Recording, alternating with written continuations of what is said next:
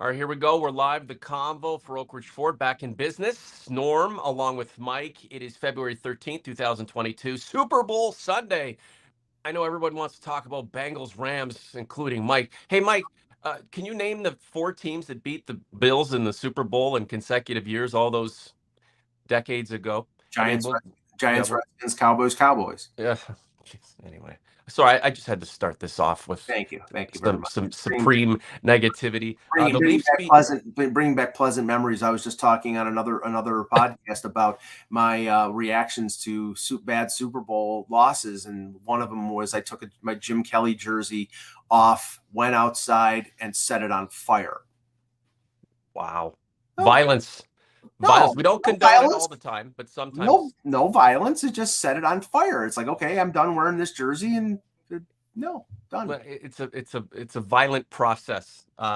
We don't condone it always. The Leafs beating the hell out of the puck over the past two games. 100 shots against Thatcher Demko and Jacob Markstrom, respectively, but only able to beat those goaltenders four times. The result: two straight losses to a Calgary and Vancouver team that were seething to take a piece out of the blue and white, which they did. Mhm. So, how does the last few days and these two losses temper the momentum that the Leafs had been building over the past month? Yeah, I mean, I'm hardly gonna be like waving my hands and saying the sky is falling over two consecutive losses, especially after they won six in a row. But again, I see signs here, especially the last two games. You play against Calgary, who's a big, tough team. The Leafs, it's a firmly established. They don't have much toughness in the lineup. But Wayne Simmons is on paternity leave, so he's not there. Mm-hmm. They're forced to go with 11-7. Jake Muzzin, who's probably the only other real tough guy on the team in the lineup, is coming off a concussion. And Nikita Zadorov lays out Andre Kasha, and the only one that there's no retribution to it because that's playing into Calgary's game. But Morgan Riley has to come in and respond, and that I think at that point the game was 0-0 at that point. They did score a goal. Sandin scored against Calgary to give them a 1-0 lead. But at that point, I thought that they were playing with trepidation. I thought that they weren't playing the type of game that they need to play. And Calgary scores five straight to make it 5-1, and then Bunting adds the goal to make it 5-2. I just thought they were out-muscled. They were out-physical. They were intimidated at some point in that game, and that was and they ran into a hot goalie in Markstrom. Mm-hmm. And then last night, of course, Vancouver, their Stanley Cup is always the game that they play against the Leafs, and they come out, scored two quick goals, and okay, the Leafs played a great game the rest of the contest, but Sheldon Keefe said after the game, the start was terrible. It's like Mm-hmm. when you're playing against a goalie like Thatcher Demko, who's a really good goaltender, and you have to work as hard as you worked, Yep. come back to tie that game. That's expending a lot of energy, and they did. They tied it up. A couple power play goals, Matthews and Kasha getting it back to even, and then late in the second period, ding dong, William Nylander strikes. The Zealots are coming for you, Mike. Do Yeah, not and, say and, his and, and name in honestly, vain. I could give a shit less. Really, come at me, Oh, because I like it. The thing is, Mike, just looking at the two games, so you go back to Calgary, sure, they were out muscled and out physical, but they were able to manage 48 shots. They went over three on the power play. You score a power play goal, one trickles in. It's a much closer contest. Um, I think the Leafs are relenting in the whole notion of changing the complexion of the team from one that is finessey and fast and effervescent to one that combines some other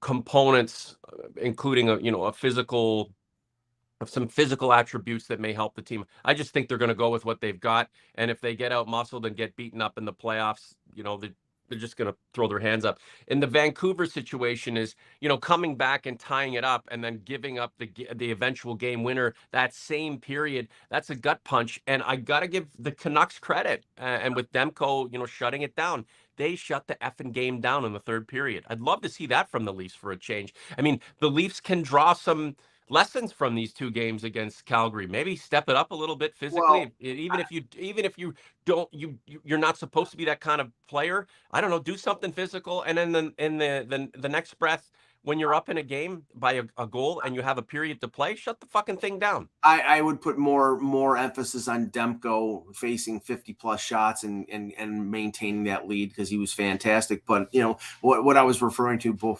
before was they tied the game, and late in the second period there's an exit out of the defensive zone, and Tavares along the wall throws a saucer pass to Nylander, and it was not a great pass, but it was not a terrible pass, and Nylander turns it over, and it goes the other way, and Lamico scores what was the eventual game winner. And I said, there's another William Nylander turnover, and then the Nylander cult comes out and is bashing. And this is the thing. It's like, okay, was it a great pass by Tavares? No. Did Mrazek come up big? No. It started with the turnover, and I had people say, "Well, Mitch Marner turned over the puck, of course, third period, and somebody else turned over the puck in the third period." And I says those didn't end up in the back of the net. And this is the thing, I'm the one who, when the All-Star announcements were announced, said William Nylander deserved to be in the All-Star game, because at that point he was playing. He was scoring at a point per game pace. He was playing good defensively. He was showing consistency of effort. Look at the last month. He's minus 11. Okay, that's not a coincidence. He's not. All of a sudden, he's playing like it's Doctor or Mr. Willie or Dr. Nylander.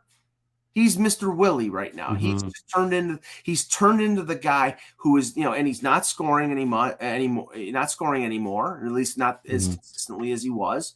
Yep. I mean, this is a problem. I mean, if it's all on Matthews and Marner, and to a lesser extent Tavares, then this team is not as effective. They need Nylander to score and to play effectively, and he's not the only one, but he is one of that core four that is being depended on to carry the burden of offense. And when he's not, it's more of a burden on the other ones. Yeah.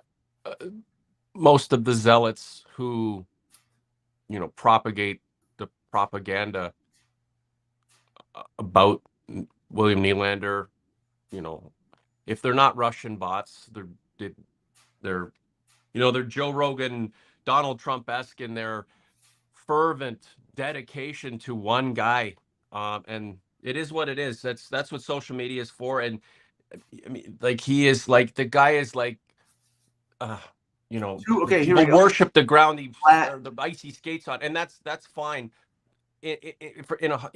From a hockey perspective, if he's not scoring, the thing is, the Leafs offense is diverse enough that someone else will pick up the slack, and Nylander will get hot again. Let me just lay it out statistically for the analytics people. 2 goals, 6 assists in 13 games. That's 8 points. Minus 11. Yeah. Okay. Wow. Minus 11. That's tough to do. Yeah. Well, we're not beholden to the analytics people. We're not beholden to anybody. We just do whatever we want. We say what we want, and if you like it, you like it. If you don't, you don't. And I know some people don't like when I put it that way, but I don't know, what the hell is this? You're not paying for it. We can say what we want. At the end of the day, we just want to see. Look at the hat. It's crazy. I agree. The hats needs to be fixed. But at the end of the day, it's a collective, and some players are going to drop in production, and they're going to be exposed, and they're going to be criticized. Those same players have opportunity to shuffle back up into a position where they're playing to their strengths, and the stats bear those strengths out. So Nylander should be fine, but and that's the hope. Jack Campbell hasn't exactly played the greatest hockey of late too, and we can connect that to fatigue, just maybe the chickens coming home to roost on this guy temporarily.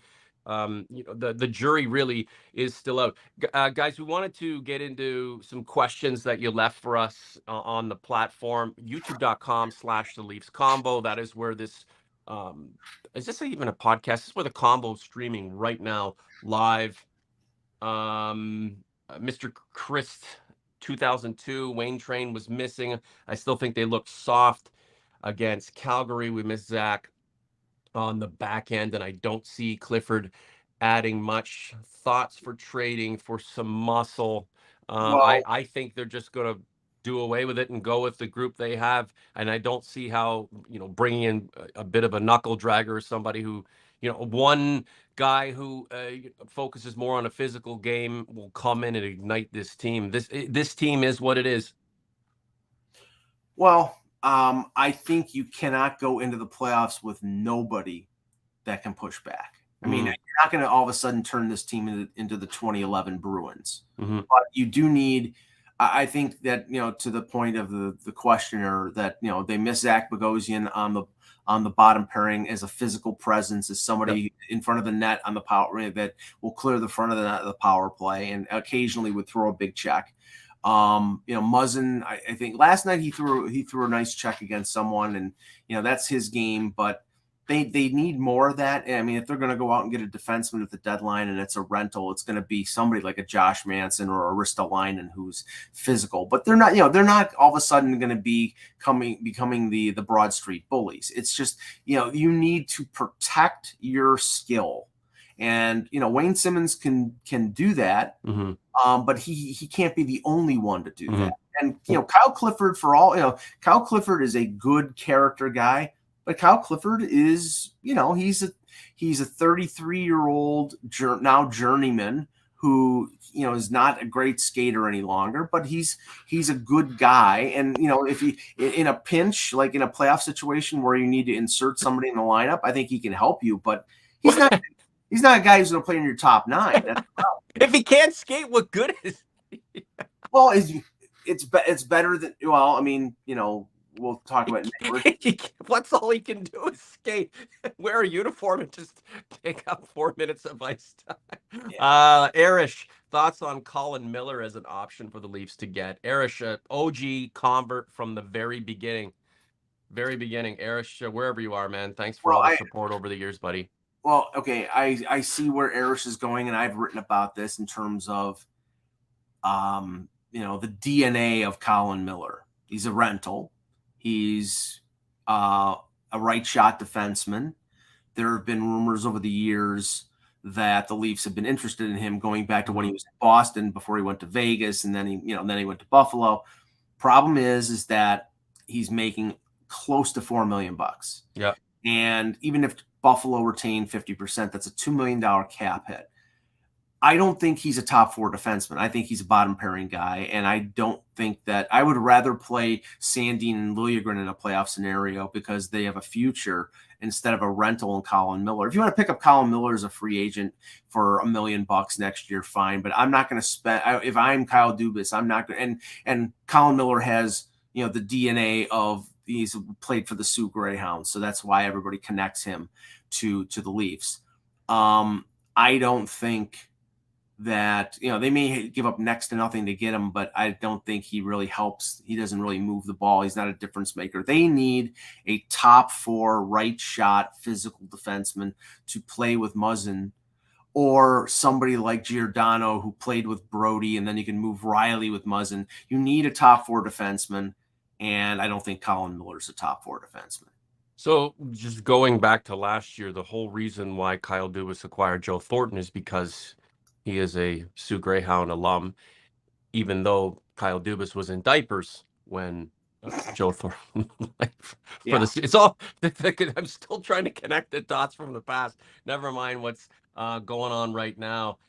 Matthew Evangelista wants to know what's going on with Martin Marincin.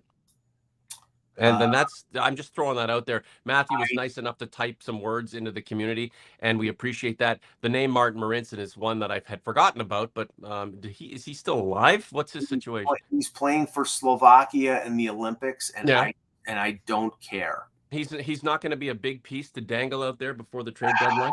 No, thank you. Rob M, seems we can all agree that a trade for Hole and Dermott, we wouldn't lose much sleep over it if we got rid of these guys. And again, this sort of typifies the mentality. These guys suck. let's trade him. But Yeah, don't you you're think not the potential okay. business partners in this transaction would believe guys like Hall and Dermott suck too? So why would they want them, and what will we get back for them? It makes no sense unless Well, part of a package as a throw on, right? let's just say this, because I mean they're probably not going to trade Hall or Dermott unless they need to clear the cap space to add somebody else. Mm-hmm.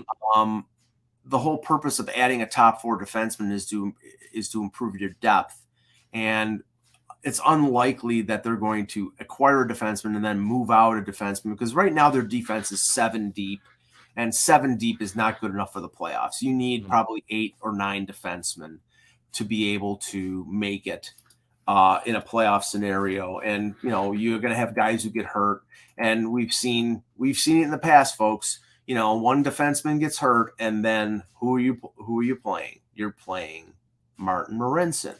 So, I think they're going out and acquiring a defenseman to add to the group, and then if you trade somebody like Hall or Dermott, it may be next year. And there'll be teams out there looking for a defenseman because they're not making a lot and they have 1 year left in their contracts. But I don't. Yeah, Cody Franz. Yeah. So that's where I stand there. I think that they're going to add. I don't think they're going to subtract unless they have to move out one of those guys to clear cap space. And remember, next summer, Sandin's contract is up. Liljegren's contract is up. There's been talk of them maybe flipping one of those guys. I would be opposed to that because I think Sandin and Liljegren are good defensemen and they're cheap right now. But maybe they trade one of them before they have to pay them. Aki Berg's available. Yeah, no, thank you. No. Brandon Copeland, do you think the Leafs will land Chariot or Manson? If not, who else could be an option? I mean, we've thrown those guys' names out in the past, and I mean, they're possibilities. But we hear, well, don't do this guy because he lacks this. Don't do this guy because he lacks this, or he's too much. But again, it's not as if the Leafs are wanting to acquire a bona fide future Hall of Fame stalwart guy who will completely reshape the mosaic back there. It's who can come in and help this team get to where it needs to go. And what is that player in this moment for what you think you'll get from them temporarily worth to you long term? And that's a big decision for Kyle Dubas to make, and one that he may confront and pass on. I mean, we have to get ready for Jeff Finger too. How about Johnny Harris with the Jeff Finger reference? Jurke Lume, Corey Cross. Let's go down the list. Chris in the chat said, Manson is the guy, but Toronto is on his no trade list. Friedman said that that doesn't mean that it's impossible that they get him, but I think that the roadblock there is Anaheim is in the playoff race. Yeah. So okay. If Anaheim's in the playoff race, are they going to trade one of their top 4 defensemen? It's unlikely. I point to Ristolainen in Philadelphia, but you're probably going to have to give up a first-round pick at least to get him, and that's a high price. But I think right now, I don't think they can beat Florida or Tampa as they're currently constructed with the defense that they have. Especially, right now, Campbell is a good goalie and not the great goalie who played in October or November. You need a better defense to be able to carry you through the playoffs, especially against a team like Tampa, who's won 2 straight cups, or Florida, who's the best team in the league right now. So, Jeez. Yeah. Just when you think you're making strides, then we start to overanalyze it and we get ourselves in check pretty quick. This is the Leafs Convo for Oak Ridge Ford in London, Ontario, oakridgeford.com. Check out my Bronco hoodie. Use my Ford Pass points to grab that. If any of the OGs or converts has a late model Ford, you probably have Ford Pass on your phone. If you have it on an Android, great. If you have it on an iPhone, you're civilized. Here's the Mike, that was a shot at you. Yeah. We are looking for pre-owned cars right now, cars that we can sell, not export. We get a lot of traffic to this platform. If you know somebody who wants to sell a car, I'd like to buy it. I'm a car seller. I'm not necessarily a buyer, but we're light on inventory, and the next month and a bit is going to be a bit of a cluster F with the business because of things at the border and parts shortages and stuff like that. But everything will iron itself out. Just got to believe that. But we are looking for pre-owned cars.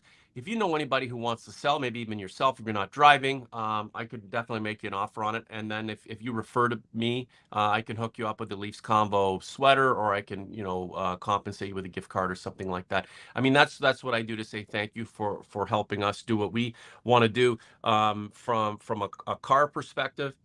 And yeah, from a hockey perspective, I appreciate everything you guys do for us. We just put our order of the latest round of Leafs Combo hoodies in with our supplier, Talbot in London. It's going to be amazing. They're going to look awesome. Different colors, the placement of the logo in the front of the chest. It's in the left-hand corner of the shirt, down the arm. And I really appreciate all of the support. The whole concept behind the hoodie and the swag is to just have allow you to have something to rep us with, to remember us by. It not certainly not a money making endeavor whatsoever. Mike, let's press forward here with a few more questions. Be skinny. Do the Leafs fold when they get their nose bloodied? The expectation is they will fold.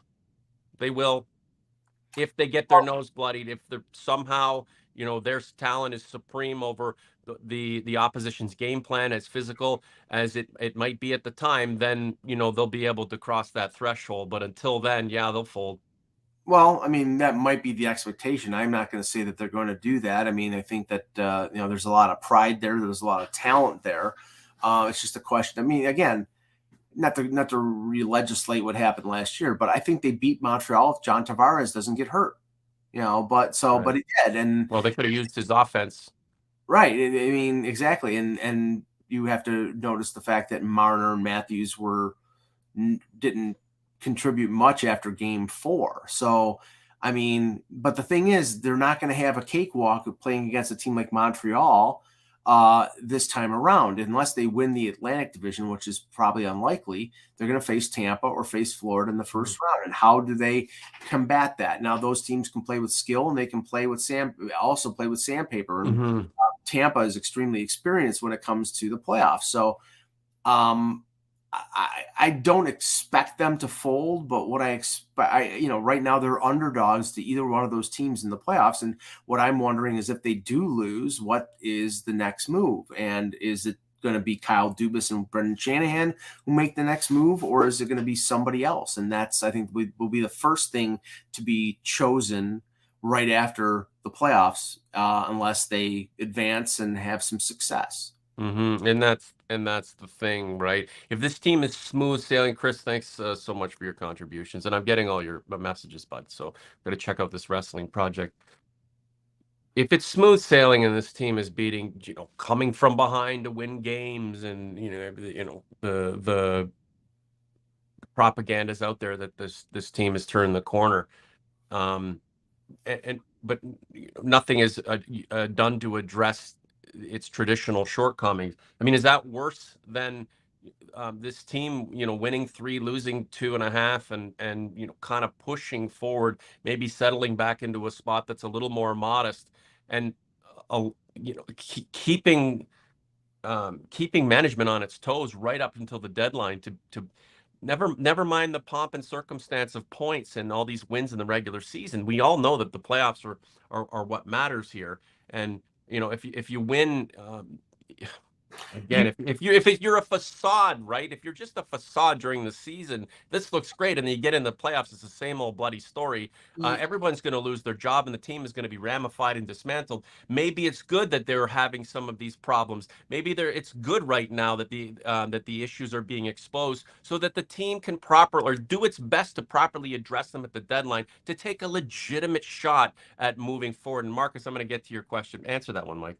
Well, I mean, I think Kyle Dubas recognizes what this team needs to be going into the playoffs. And, we saw the report last night from Elliot Friedman that, they're exploring trading Nick Ritchie because they have to open up cap space to make the move that they need to make. And I don't know if they're not going to get anything of consequence back for Ritchie. They might Yeah, that's a actually have please to. and thanks, right? That's a please Well, and I mean, thanks. I mean, he failed to do what they needed him to do. They Yep. thought he was going to be a second line, Right. third line left winger, and he can't keep up with the pace, and he's just not been a solution. I mean, the way I look at it is Dubas hit on 3 of 4. He hit on Kampf, he hit on Kasha, he hit on Bunting. He missed on Right.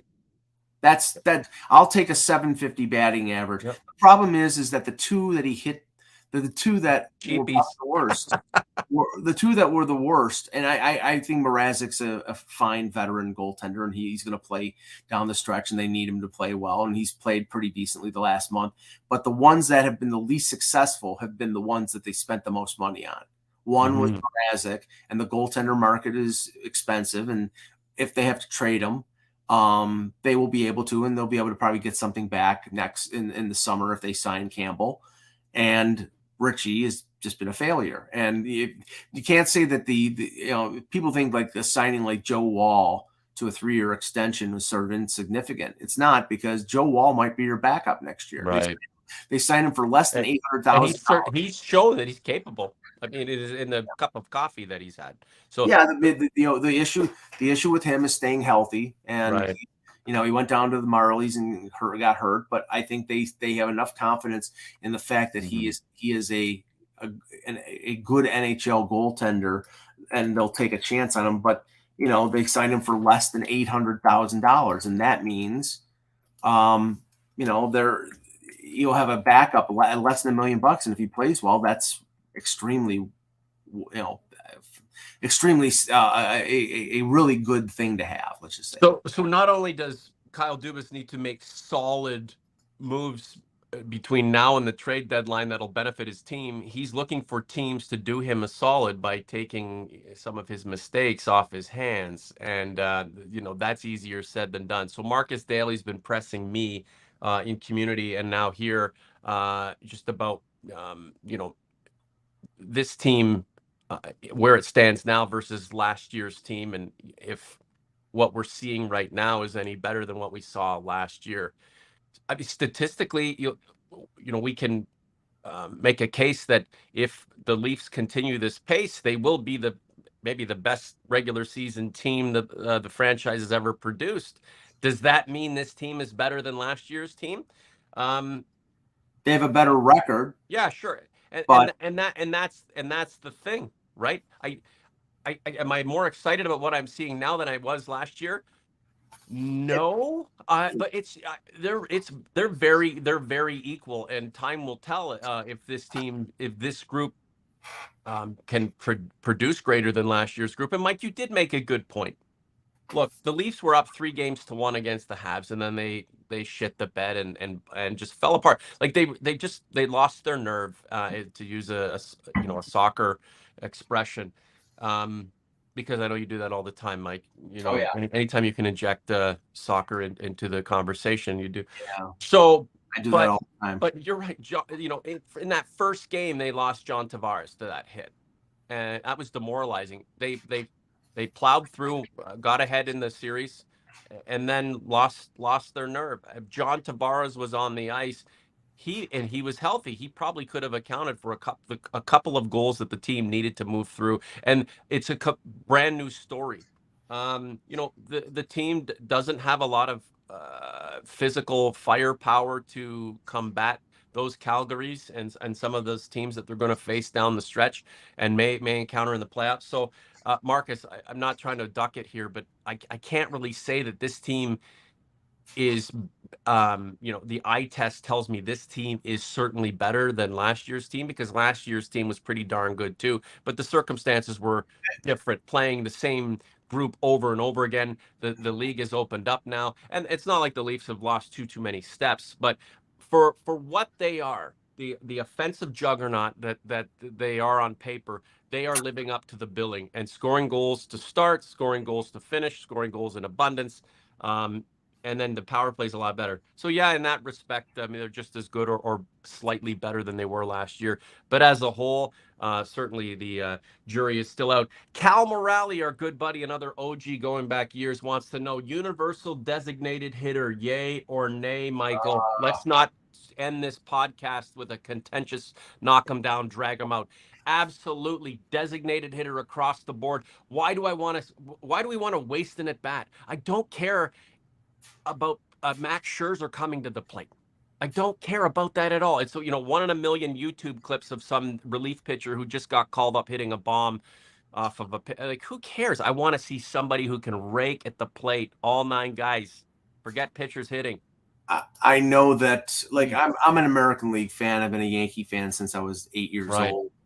So the DH is something that it's been a part of everything that I watch. But I know National League fans, and they hate this. And there's always a differentiation between National League and American League because of double switches and all the strategy that goes along with the pitcher hitting. I think it sucks in, say, the World Series, where a team that doesn't have a pitcher hit all year in the biggest games of the year have to. I mean, maybe you would have. This would have been put off if you just said, okay, DH for everybody in the World Series, pitcher hitting. Right. But now I think, first of all, there is nothing that Rob Manfred is doing in baseball that I will agree with. He's a piece of crap. He's one of the worst commissioners in professional sports. And it has nothing to do with the universal DH. It has to do with everything else he's doing with the game, like putting runners on second base in extra innings and all the other crap. I thought that was temporary. Well, it didn't go away last year. Oh, wait, are we allowed to talk about baseball right now with the lockout going on? Whoa. Should we? Yeah, I mean, it's such a great, like if they don't play games and they push the season back, for God's sakes. I mean, they've had enough problems with COVID and everything like that. Get your shit together. You're not going to see baseball until July. I'm telling you right now. Yeah, and Dante Bichette can't even play a game of bloody catch with his kid without having to resign his position. As whatever he is, the associate coach, like Dante, like Bo Bichette needs his hand held by his father. I mean, that's another story. I love Bo Bichette, by the way. Just love the way his approach at the plate and stuff like that. And again, I'm for opening the Hall of Fame doors to all of the drug users or the suspected drug users. Just open it up and go, look, this guy played in an era that many believe was affected or could have been tarnished by substance use and all this kind of stuff. You can't wipe them off the map and say they're not a part of the history of the game just because it was such a rampant issue at the time. And there are some people in the Hall of Fame, Mike. There are some players who are implicated in the whole. And if there is a player that is found out that he did steroids and he is in the Hall of Fame, he should be kicked out of the Hall of Fame. Oh God, the righteous brothers. Yeah, come on now. We got to contemporize this thing. We have to. We confront everything else, right? And then again, once a cheater, always a cheater. But anyway, for God's sakes, no, there's no more feared hitter in the history of the game than Barry Bonds. That's why he was walked with the bases loaded. How many intentional passes was he given? And he looked like a twig when he started with Pittsburgh. And he looked like the Michelin Man when he was in San Francisco. So there you go. When Jimmy Leland laid the smackdown on him. All right, whatever. Vindictive Raider. I am legitimately convinced that Dubas does not want a hard-hitting, tough team. He believes in skill, but I also believe that he recognizes that you can't have a team that is pure skill that's going to win in this league. You saw with Tampa Bay, they lose to Columbus, and Columbus with some of the same players, like Josh Anderson playing physically against them, which he did against the Leafs in last year. Mm-hmm. They out physicaled them, and then the following year, after they added Coleman and Goudreau and Bogosian and Patrick Maroon, they were able to push back and they beat Columbus. So I think you need a mix. I think Kyle Dubas knows that. I think he's been looking for a while for that defenseman who can play physically, but I don't know if he wants to pay the price. I think ideally, I think he wants to get somebody who has term, but we'll see if he can. He's got he's got 5 weeks to do it. Mm-hmm. Yeah. Alan Kwiatkowski in the chat. Let Pete Rose in. It's a freaking carnival if you let Pete Rose in. Hey, Alan, thanks for that video that you sent me. And this is a personal message between us. But is there any way you can change the format, like MP4 or something? I'm having difficulty trying to add it to StreamYard. I'd like to show the OGs and the fans of the podcast what our listeners do for us. If you can change that format, send that back to me. My bigger band, Rolling Stones or Led Zeppelin. I'm still on the Zeppelin kick, and I'm just completely immersed. And I don't know what I was thinking for years. I never even cared. Now I'm like, oh, holy shit. I'm more of a Zeppelin fan, but if you asked Robert Plant, he'd say the Stones, because I remember him doing an interview with George George Stroumboulopoulos. No, I'm sorry. George Stephanopoulos. Wow, you Democrat, you. What the? No. Well, I just saw him on Here come the TV. box. I just saw him on TV. It makes me sick. I had to vomit. But Strombo had Robert Plant, and Robert Plant was asked to choose between the Stones and the Beatles, and he took the Stones. So I think I'd take the Beatles over the Stones any day. Yeah, I mean I think Led Zeppelin changed the game in so many ways. 300 million albums sold, and what did they put in? I had 9 albums. Like it was just I don't think we can really comprehend how large they were. They kind of folded on under the weight of the band and obviously everything that was going on. But it is interesting though, just reading about Robert Plant.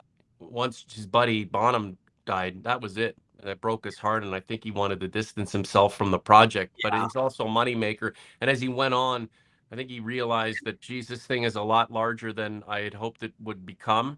He had a great solo career. I mean, he had great solo albums. I mean, he had Phil Collins on a couple of them and produced them. I mean, Yeah, and he's singing with Alison Krauss. I know that Sarah McLachlan turned him down, and that's where you kind of veered off into the Sergio Mendes territory. Sarah turned him down, but she didn't turn me down. So that's the thing. I my whole life, hip hop, growing up where I did. I mean, that's the music I listened to as a kid, high school, R&B, and now I'm just at my age, and I'm just finding out about exploring the history of different bands, and the 2 bands right now that I'm just I'm just obsessed with: Steely Dan. I love Steely and Led Zeppelin. I mean, Steely Dan. Holy shit! If you want to listen to music that is done right, good Lord. And again, it's just like the influences that they got, they mastered, and then they've influenced so many bands. And Led Zeppelin, I mean, I don't know if there's, besides the Beatles, a more influential band. We are like the Led Zeppelin of Leafs podcasts that not a lot of people listen to. So, you can be Paige and I'll be Plant. Why don't we wrap this up, man, with a little prediction on what is it, Super Bowl 40, 50, 60? 56, I think it's 56. I don't know. 56. So we've got the Rams and the Bengals. Yeah. I'd like to see the Bengals win because have they ever won a Super Bowl? No. They've been around. They're 0-2. Now, is Ickey Woods, I don't even know if he's alive. Will he hand the Lombardi trophy to No, Goodell will hand it to the owner.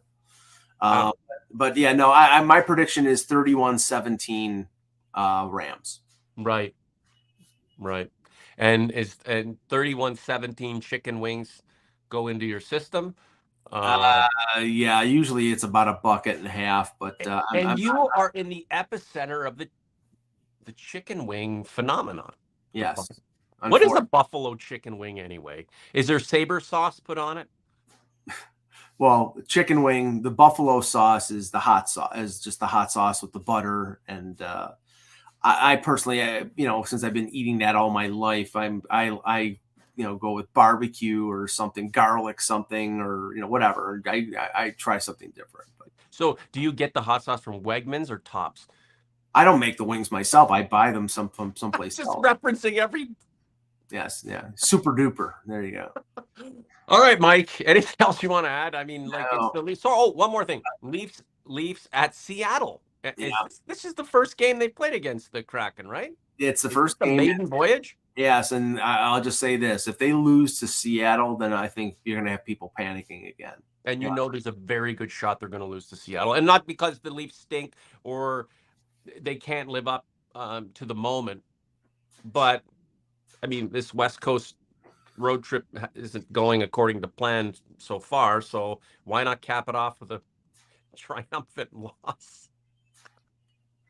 All I don't know. righty. We'll find out. Okay, OG's Converse, thanks so much for your support. You can subscribe to the channel if you want. You can like this content, hit the little bell icon on YouTube for more indicators as to what we're going to be doing. Mike and I are planning to do 2 shows a week leading up to the deadline and beyond. Just really depends on our schedules. Yeah, guys, thanks a lot for all your feedback. For Mike, I'm Norm. Talk to you soon.